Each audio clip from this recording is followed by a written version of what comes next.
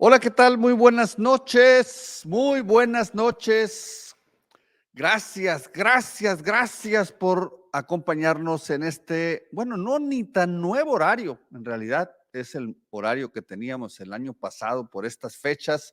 En su programa 60 por 60 dejamos la mañana porque no le gustaba a nuestros usuarios desvelarse tanto, mucho menos al equipo de producción que últimamente han andado un poquito erráticos en su operatividad.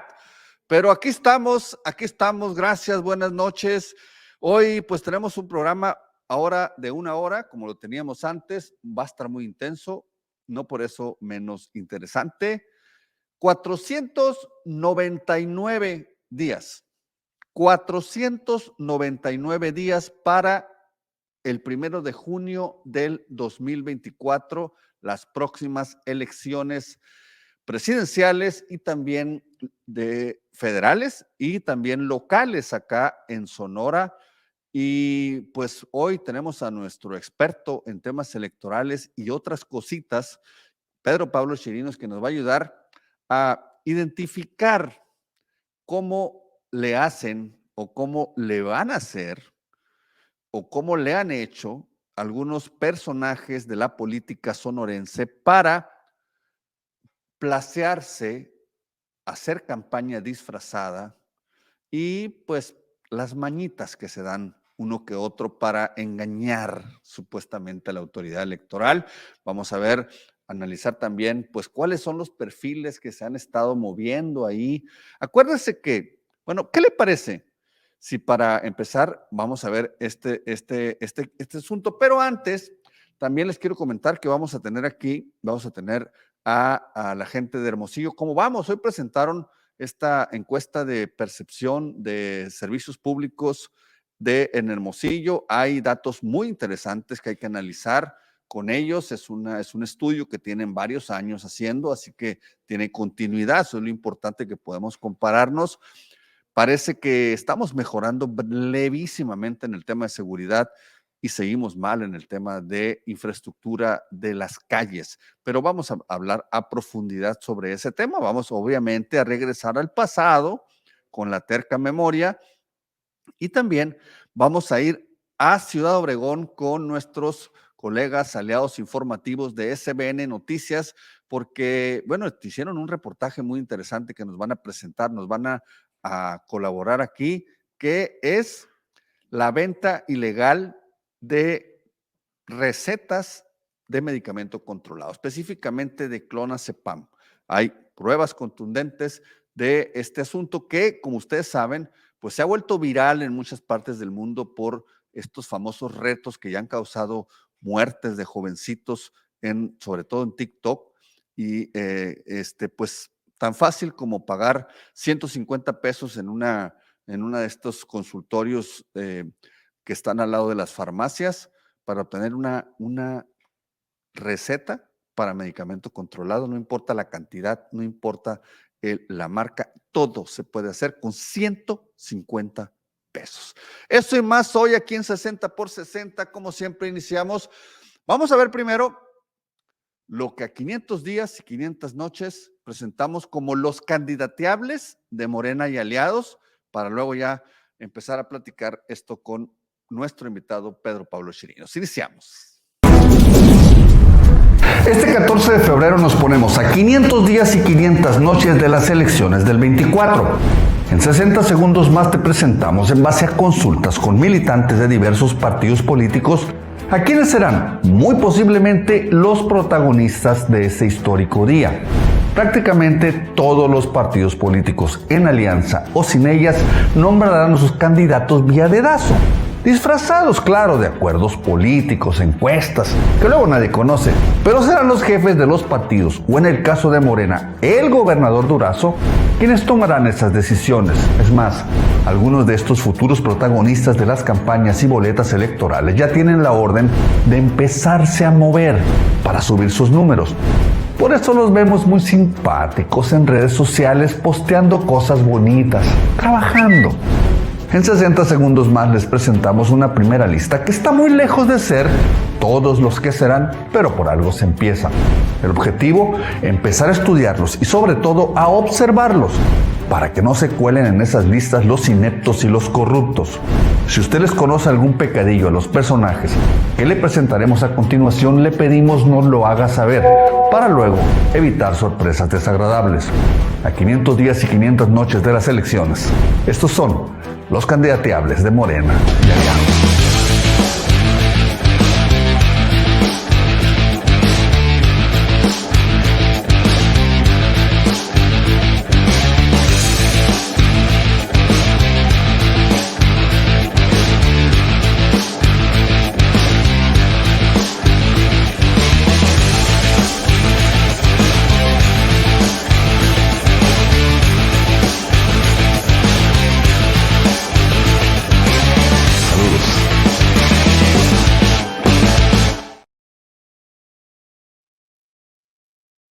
Buenas noches, ¿cómo estás? Querido Jorge, con el gusto de estrenar aquí el bonito foro que tienes y seguro de que... Y el horario. Y el horario, que es mucho más cómodo. La verdad, ya sí, no veo tan desmañanados. nuestros usuarios tenían rato diciéndonos lo mismo, y como por azares del destino, ya no estamos en Radio Sol, pues la verdad es que estábamos en ese horario porque buscábamos llegar al público que va en trayecto a su trabajo, a dejar a los niños a la escuela, pero como no estamos en radio por el momento, pues decidimos venirnos a nuestro horario en el que nacimos hace 2 años, en este espacio de 60 por 60, y pues estrenando contigo y con grilla. 499 días para las elecciones, mi estimado Pedro Pablo Chirinos, tú eres el experto en el tema, y bueno, ya hay la orden de empezar a moverse, como dicen los candidatos, ¿no? Los jefes, ¿no? Aquí hacíamos una acotación en esta pieza que presentamos de 60 segundos más, que también es un formato que estamos probando, que decimos, bueno, no nos hagamos tarugos. La decisión de quién va a ser candidato la va a tomar Alfonso Durazo. Por lo menos en lo local, ¿no? Claro. Quizá la decisión del candidato al Senado, a las diputaciones federales, pues de alguna forma se le va a tomar en cuenta, pero se van a definir en la Ciudad de México. Uh-huh. No hay que ser muy docto para saber que así va a pasar.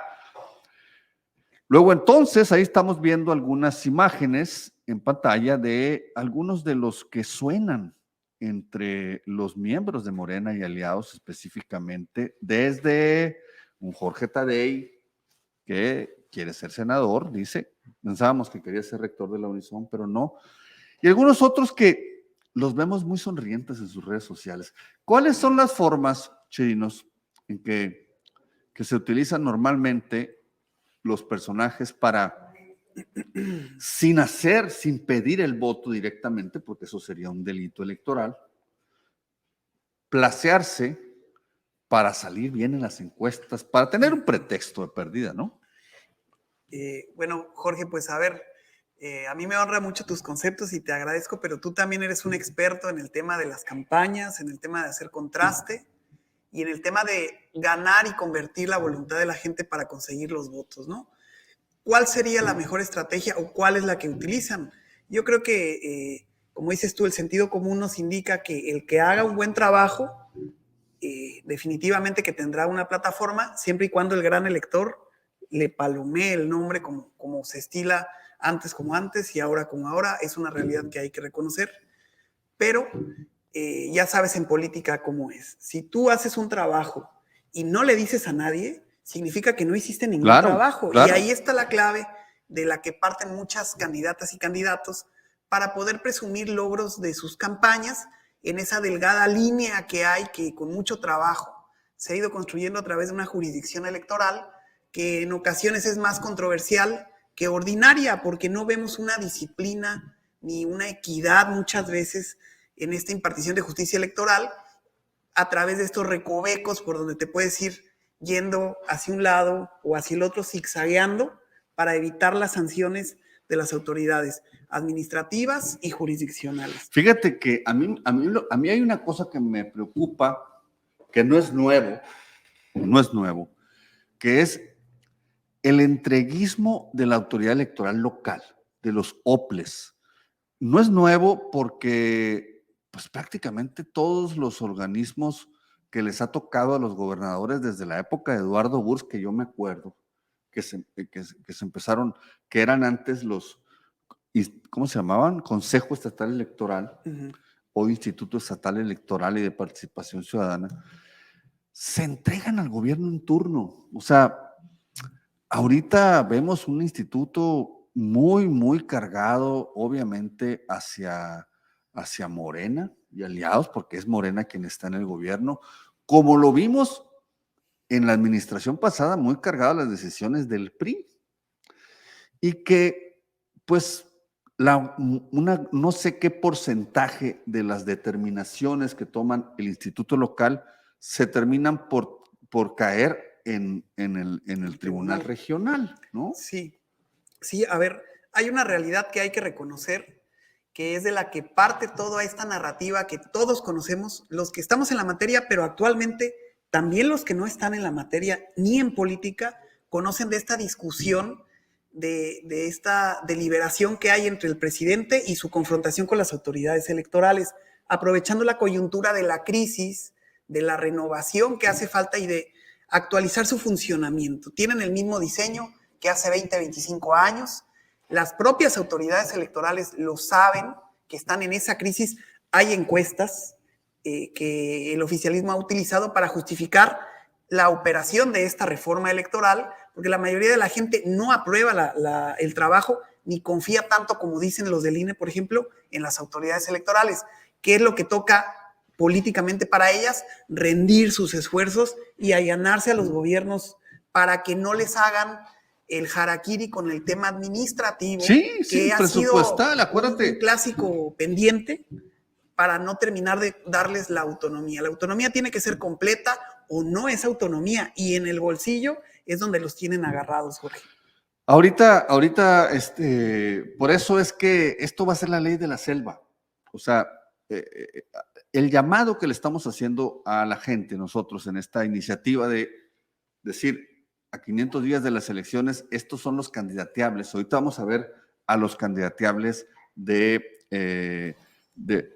el PRIAN, que muy probablemente el PRIAN vaya en alianza. Ahorita los vamos a ver, pero por lo pronto aquí están, mira, vamos a verlos más despacito. Aquí están algunos de ellos que pues son funcionarios públicos, son diputados, vamos a mencionar algunos nombres. Por ejemplo, a ver, aquí los tenemos en lista.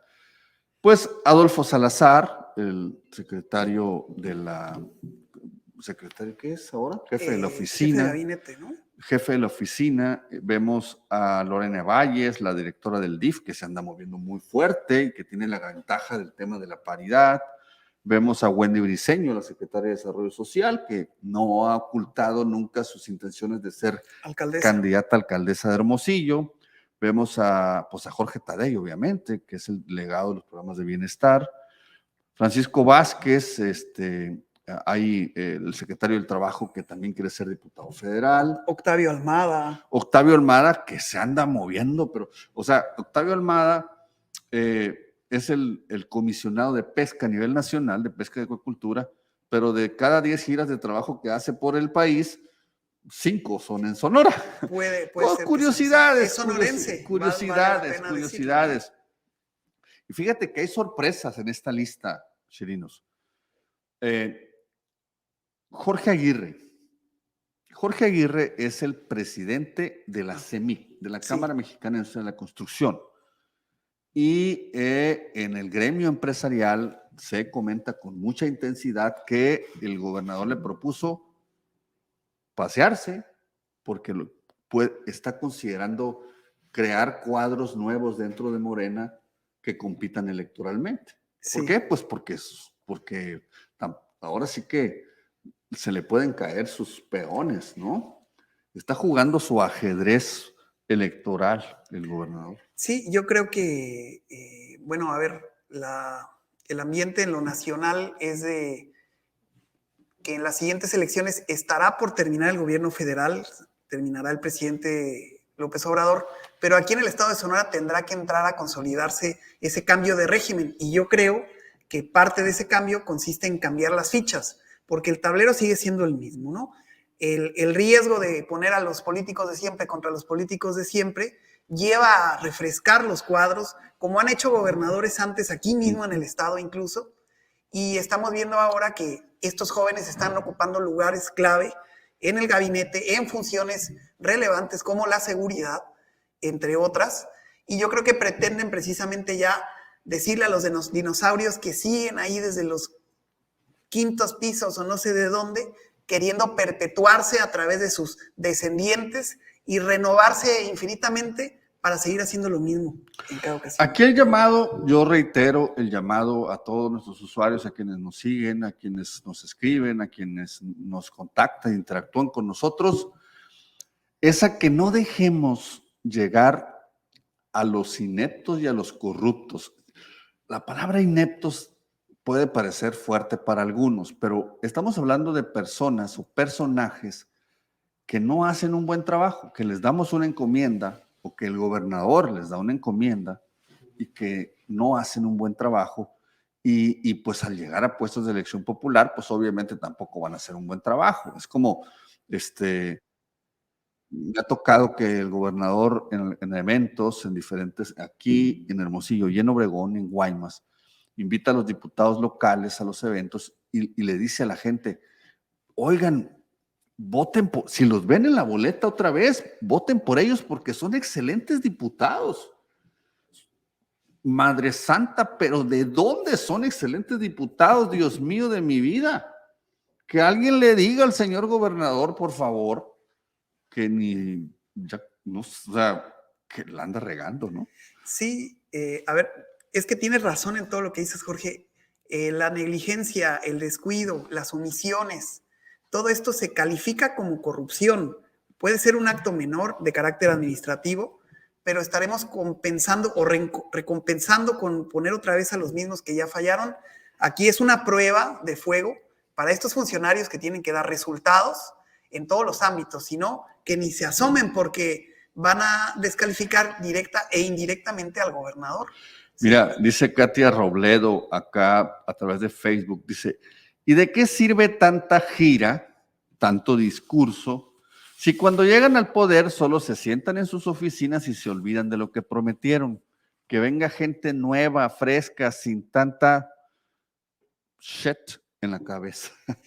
Pues, a ver, lamentablemente no hay un estándar que nos indique que los que van a llegar cumplen con ciertos requisitos para ser más profesionales o más capaces que los que estaban antes, ¿eh? Hace falta profesionalizar la política y definitivamente que el enfoque ciudadano de estar todos atentos a estos temas desde ahora nos va a dar la oportunidad a todos de mejorar la cuestión pública a través de una toma de decisiones bien razonada que premie a las mejores campañas y además de a las marcas, a las mejores ideas. Es importante que el debate no se centre en los perfiles. A ver, ahorita ya están desplegándose las estrategias de promoción que las vamos a abordar, Sí, pero sí, en realidad yo preguntaría también, ¿y qué proponen? Porque las fotos por sí mismas no son garantía de que van a ser un buen gobierno, ni municipal, ni buenas propuestas como diputados o senadores. A ver, ¿quién sería el mejor candidato al Senado partiendo del análisis de la mejor propuesta? Pues es algo que totalmente podemos desconocer al día de hoy. Yo diría candidato y también diría candidata, ¿sí? Hay que ver el papel de las mujeres que van a jugar en lo sucesivo, porque hace falta más liderazgos de mujeres en cargos de elección popular y en la toma de decisiones. Te voy a decir un ejemplo muy sencillo. El caso de las ciudades más grandes aquí en el estado de Sonora. A mí me parece que hay que reconocer la labor de Carla Córdoba, pero es la única mujer que gobierna una ciudad grande con una problemática muy compleja, como es la seguridad, y en el refresh de estas ciudades grandes, pues habrá que ver si se vuelven opciones las mujeres, no solo por ser la ciudad más importante, sino los cargos más importantes. Yo le haría un atento llamado a todo el público, a toda la gente que nos ve, nos escuche, a que abramos muy bien los ojos. hay que abrir muy bien los ojos.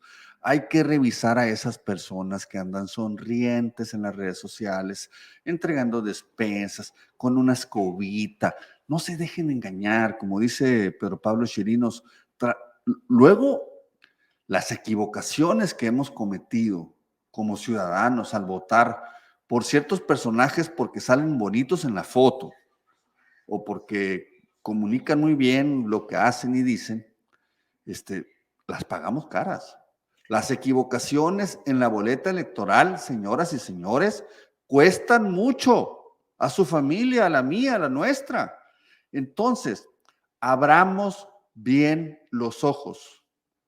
No nos dejemos llevar a la primera. Estudiemos, analicemos y denunciemos. Si usted ve ahí en esa listita a gente que se anda moviendo, que quiere ser tomada en cuenta para ser candidato a un puesto de elección popular, y usted le conoce sus pecadillos, es su vecino, y por ejemplo, hablando de los funcionarios estatales, de repente que entró al gobierno, vio que se compró un carrito nuevo, que remodeló la casa, que trae que sus hijos se cambiaron de colegio, háganoslo saber, díganlo, para desnudarlos y que los conozcamos plenamente y no nos engañen tan fácil.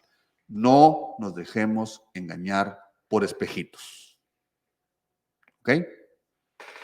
Ya me enojé. Ese llamado a la acción, Jorge, está genial porque la línea entre la legalidad y la ilegalidad es muy delgada y el actuar de las autoridades pues es opaco, lamentablemente, ¿no? ¿Qué tenemos que hacer?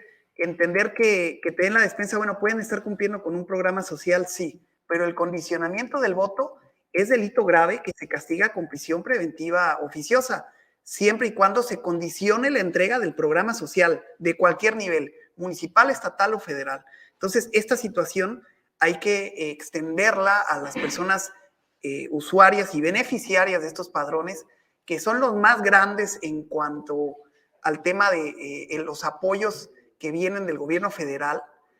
Tendremos ahí el dato más adelante, pero sí tenemos que conocer hasta dónde pueden llegar los funcionarios o no, porque durante las campañas electorales estos apoyos no se pueden suspender, pero sí empiezan los funcionarios a tratar de utilizarlos tradicionalmente como un medio para hacerse de las voluntades ciudadanas, cuando debe guiarnos estos por completo a rechazarlas y, como dices, Jorge, a condenarlas con una denuncia. Hay que denunciar. Voy a leer algunos comentarios mientras preparamos a los del PRIANT rápidamente, porque se nos fue el tiempo muy rápido. René Zuluaga, buenas noches.